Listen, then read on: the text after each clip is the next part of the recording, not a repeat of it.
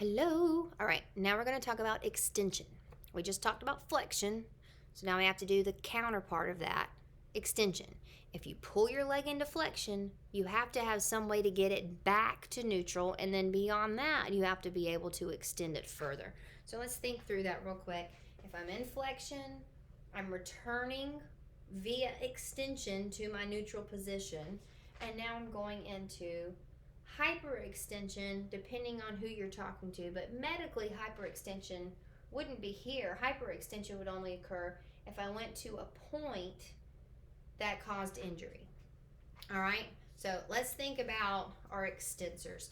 If the flexors were on the front, the extensors are on the back, right?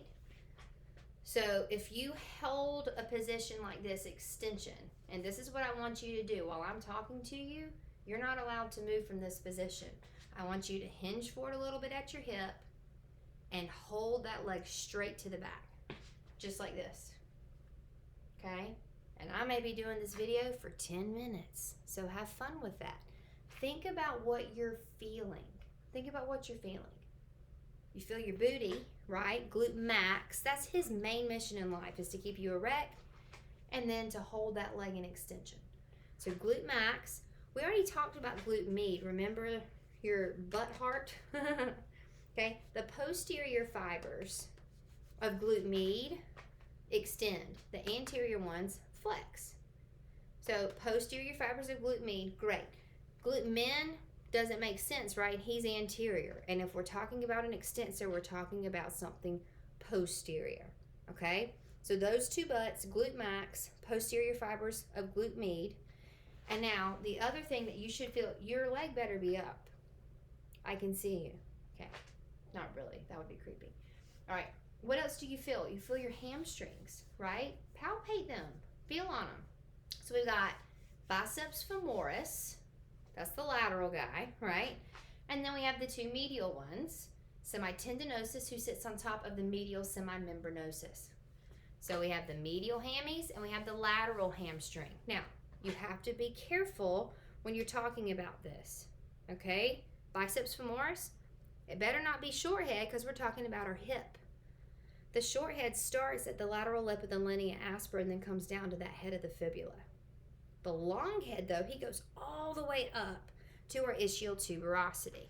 Now, the last one that we need to talk about, so we have how many? Glute max, there's 6. So we have glute max, posterior glute med, biceps femoris, the long head, semitendinosus, semimembranosus, and then we have the posterior fibers of adductor magnus. Remember, on the inside of the thigh, adductor magnus starts close to the pubis, and then he goes all the way wrapping around that pelvis to the back to the ischial tuberosity. If he has the same origin as those hamstrings at the ischial tuberosity, he's going to mimic the same actions of those hamstrings on those fibers, okay? Those posterior fibers, not the anterior ones, okay? But if they have a similar attachment site, it's going to make sense that they're going to do the same thing. So let's look at those on the model.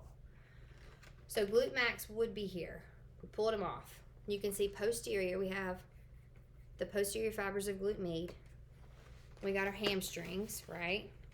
Biceps femoris, long head, semitendinosus and semimembranosus. And then if we look medially, so we see gracilis here.